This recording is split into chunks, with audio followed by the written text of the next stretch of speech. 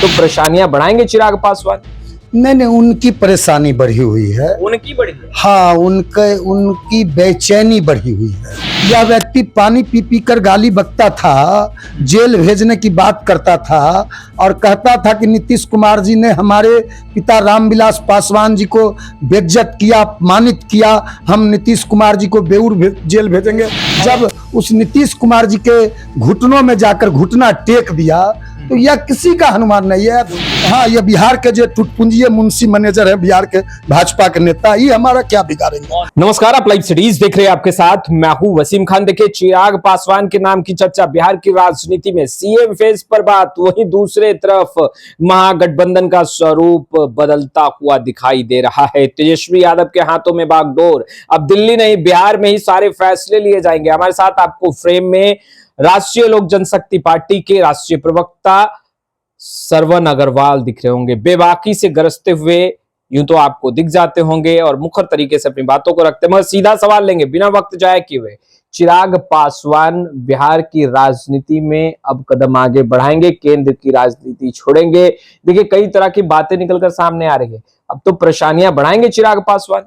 नहीं, उनकी परेशानी बढ़ी हुई है। उनकी बढ़ी है? हाँ, उनकी बेचैनी बढ़ी हुई है और उनकी बेचैनी जो है और उनका जो बौखलाहट वह स्पष्ट दिख रहा है। और जिस तरह बिहार में इन दिनों 2-4 महीनों में एनडीए की जो सरकार है, इसमें जो दलितों पर जो अत्याचार की घटनाएं में बेतहाशा वृद्धि हुई है और खास करके पासवानों को, जो रामविलास पासवान के जाति के लोग हैं और जो बाबा साहेब भीमराव अंबेडकर साहब को मानने वाले लोग हैं, उन पर जो जुल्म, बेतहाशा जुल्म और अत्याचार हो रहा है।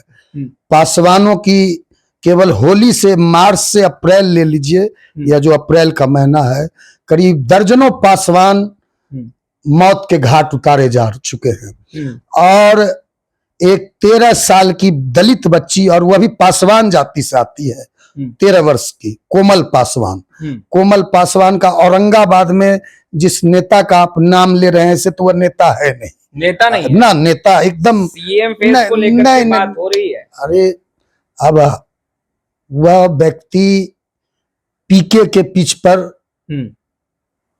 जो वह बोल रहा है, वह पीके के पिच पर बैटिंग कर रहा है। मोदी के हनुमान कहे जाते हैं। नहीं, वो किसी का हनुमान नहीं है।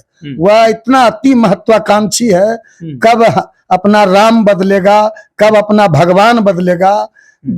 जब वह बिहार के दलितों का हनुमान नहीं बन सका, बिहार के पासवानों का हनुमान नहीं बन सका, बिहार के दफेदारों और चौकीदारों का हनुमान नहीं बन सका, जब अपने पिता रामविलास पासवान का हनुमान नहीं बन सका, जिस व्यक्ति को यह व्यक्ति पानी पी पी कर गाली बकता था, जेल भेजने की बात करता था और कहता था कि नीतीश कुमार जी ने हमारे पिता रामविलास पासवान जी को बेइज्जत किया, अपमानित किया, हम नीतीश कुमार जी को बेऊर जेल भेजेंगे और अपने पिता रामविलास पासवान का अपमान का बदला लेंगे। जब उस नीतीश कुमार जी के घुटनों में जाकर घुटना टेक दिया तो यह किसी का हनुमान नहीं है, अति महत्वाकांक्षी है। यह कब, कहां, यह ऐसा हनुमान है, कभी इस डाल पे कभी उस डाल पे। हनुमान में वो प्रजाति आता है ना, यह हनुमान नहीं है। हनुमान में एक और प्रजाति है जो बड़ा उछल कूद मचाता है, कभी इस डाल पे कभी उस डाल पे। यह किसी का नहीं है। यह देखिएगा, चुनाव आते आते ये आपको देखिएगा। ये और फिर यह आज हमने देखा कि कह रहा है, कोई चैनल चला रहा था कि प्रदेश मुझे पुकार रहा है, और यह भी प्लांट करके खबर चलाया कि मेरे पिता रामविलास पासवान कभी बिहार के राजनीति में सक्रिय नहीं हुए, सब दिन दिल्ली की राजनीति किए। अब यह तो हमारे नेता रामविलास पासवान जी को भी अब तो इस दुनिया में नहीं है रामविलास पासवान जी, उनका भी अपमान कर रहा है, क्योंकि रामविलास पासवान जी की जितनी दिलचस्पी बिहार में थी, जितना उन्होंने बिहार के विकास के लिए काम किया 1969 में, इसको तो पता ही नहीं है कि इसके पिताजी पहली बार 1969 में। आप चिराग पासवान को बहुत हल्के में ले रहे हैं जिस तरीके से आप बयान दे रहे हैं। आपको 2024 का लोकसभा चुनाव याद नहीं है? चिराग पासवान की मजबूती और चिराग पासवान की पकड़, एनडीए से आप आउट हो चुके हैं। चिराग पासवान के 5 सांसद हैं, बहुत ही मजबूती के साथ, स्ट्राइक रेट बेहतरी के साथ आगे बढ़ी। नहीं, हम हल्के भी नहीं लेते उस व्यक्ति को, नोटिस ही नहीं लेते। आप लोग नोटिस लेते हैं, आप लोग के लिए वो भारी होगा। आप लोग जितना भारी बना दीजिए, हम लोग के लिए सभी समान हैं। हम लोग यदि उतना ही भारी था, आप इतना ही उसको भारी मानते हैं, सो हम नहीं मानते। नहीं हम अब आप नहीं बोल रहे हैं। अरे सुनिए ना, चिराग पासवान के कारण आउट हुए। अरे नंबर 1, जब उतना ही भारी था तो 2020 में नारा लगाया, नरेंद्र मोदी से बैर नहीं, नीतीश कुमार तेरी खैर नहीं। उसी नीतीश कुमार जी के चरणों में अपना सर रख दिया और 2020 में 132-33 सीट पर उसने विधानसभा में अपने उम्मीदवार उतारे। और क्या हाल हुआ, एक सीट, केवल एक व्यक्ति उसके सिंबल पर जीत के आया, वो अभी जनता दल यू में शामिल हो गया। राजकुमार सिंह जी अभी जनता दल यू के विधायक है, वो अभी जीत के आया। कहा कि कौन है चिराग पासवान, हम नहीं जानते। उतना ही भारी था, आप उतना ही उसको भारी मानते हैं आप लोग, हम तो नहीं मानते। हम तो एक कौड़ी का भी उस व्यक्ति को नहीं मानते राजनीति में।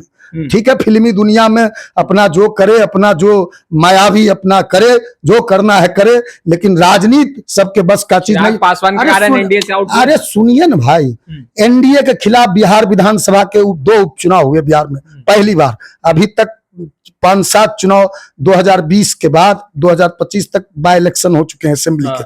उसने पहली बार कुशेश्वर स्थान तारापुर में एनडीए के खिलाफ, जदयू के खिलाफ दोनों जगह उम्मीदवार दिया। उस समय में एनडीए में थे और एनडीए का हम प्रचार किए तारापुर कुशेश्वर में। दोनों जगह जनता दल यू को यूनाइटेड की भारी जीत हुई और चिराग पासवान के उम्मीदवार की दोनों जगह जमानत जब्त हो गई। उतना ही भारी था।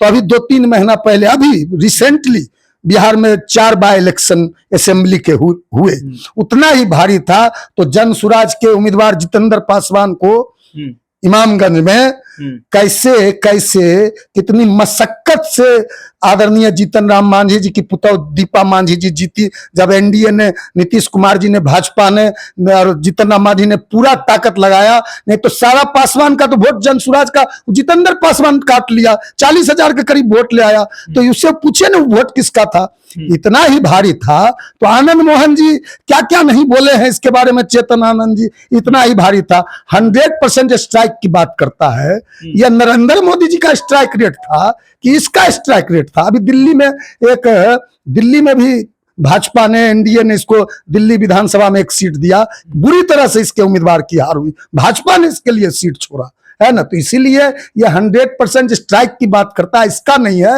यदि हम रहते नरेंद्र मोदी जी के साथ, हम एनडीए में रहते तो 40 की 40 सीट एनडीए का झोली में जाता। हमारा अनदेखी किया।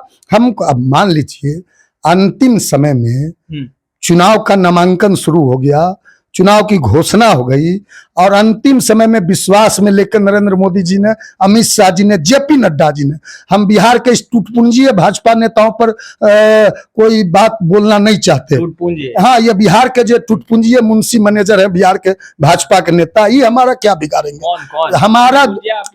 हमारा तो बिगाड़ा, हमारा जो, हमको जो बिगाड़ने का काम किया, हमारे साथ जो विश्वासघात करने का काम किया, वो अमित शाह जी ने किया, जेपी नड्डा जी ने किया। हमारा कमिटमेंट अमित शाह जी से था, नरेंद्र मोदी जी से था, प्रधानमंत्री जी से, और भाजपा के राष्ट्रीय अध्यक्ष जेपी नड्डा जी से था। इन टूटपूंजियों से हमारा अलायंस नहीं था। आप तेजस्वी का साथ देंगे? दिल जला है।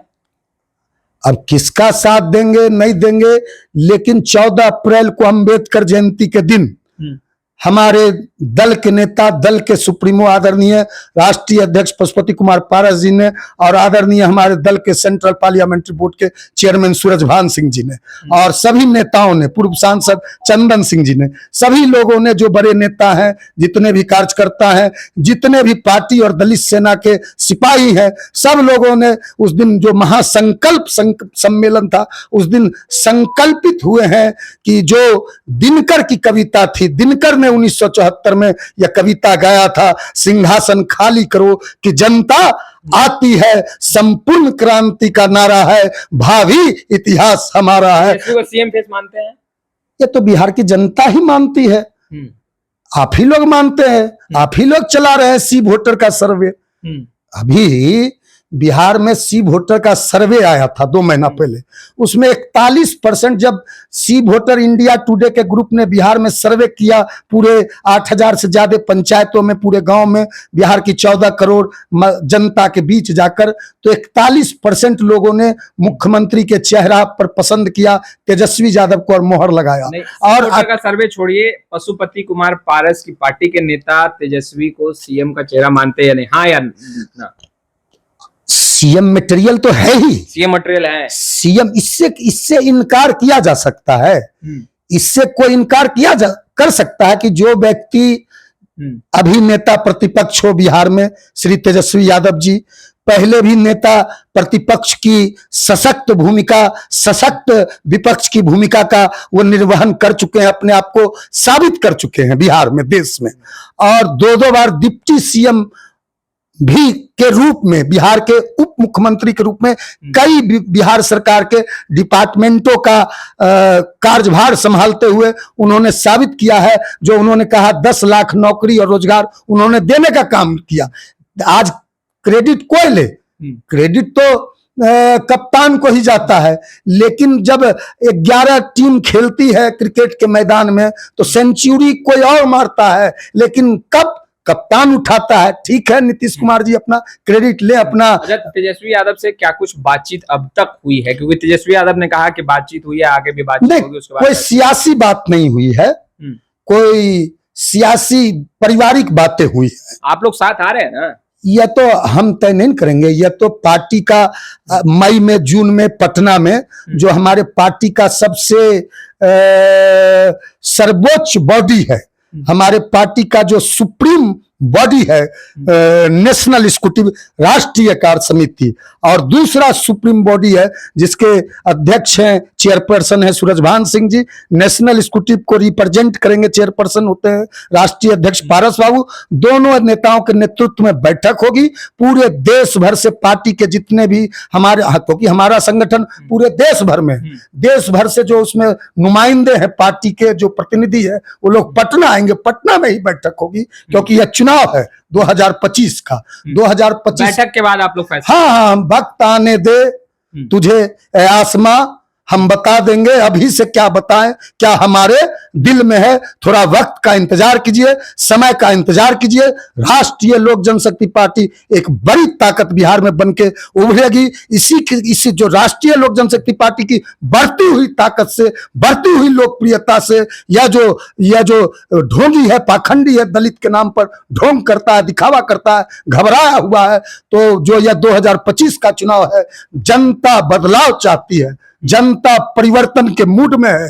पूरी तरह से जनता ने बता दिया है, जनता ने बदलाव का संकेत दे दिया है, और जो बदलाव और परिवर्तन बिहार की 14 करोड़ जो जनता चाहती है, उस बदलाव और परिवर्तन के वाहक राष्ट्रीय लोक जनशक्ति पार्टी भी बिहार में बनेगा। तो आपने सुना सरवन अग्रवाल जी को। फिलहाल इस वीडियो में इतना ही। आपका बहुत बहुत शुक्रिया।